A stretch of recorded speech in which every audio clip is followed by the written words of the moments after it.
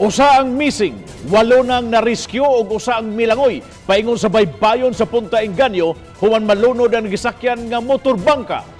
Nasayran nga gikan sa Olango Island ang maong motorbangka ug paingon unta kini sa Tacan, Agos, Lapu-Lapu City. Ang mga sakay gikan kuno mitambong og birthday celebration. Overloaded ang gisusing hinungdan sa maong insidente. Si Luan Mayrundina sa report.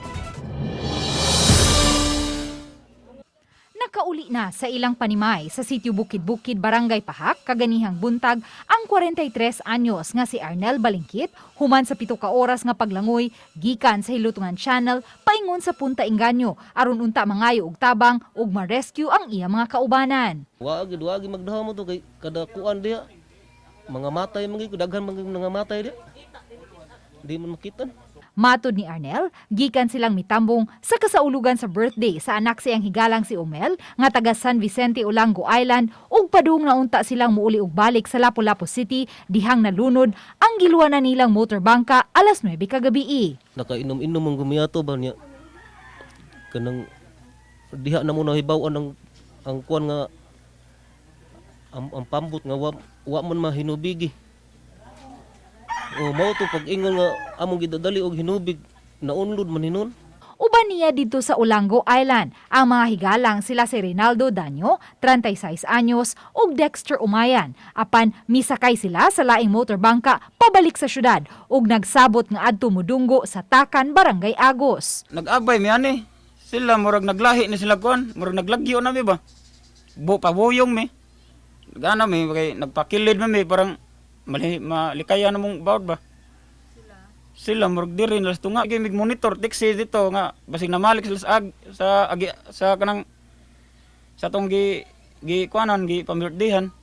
Mo to kay wa may reply. Mo to mga launa nanguli na pun mi. Hinuon, naluwas ra ang 8 ka mga sakay sa motorbangka human maagii sa Seabourn Cargo 5 nga paingon sa Tagbilaran Port.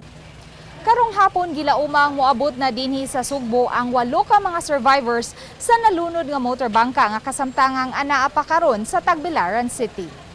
Giila ang mga survivors nga sila si John Lord Tamsi, Dennis Godin, Alex Padilla, Giovanni Amistad, Montaño Paorco, Chungguyan Casquejo, Cleto Lismonero ug Jose Rex Calderon. Samtang padayon pa ang search and rescue operation sa 26 anyos nga si Jeffrey Butalid, kinsa gikatahong misunod paglangoy kang Arnel. Around mga 10 p.m. They encountered big waves and strong current that caused their motorbangka to capsize and submerge.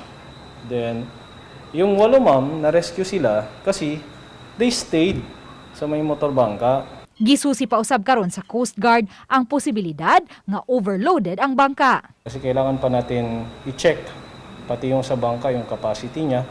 Kasi apparently the bangka is colorum. So hindi siya registered. No?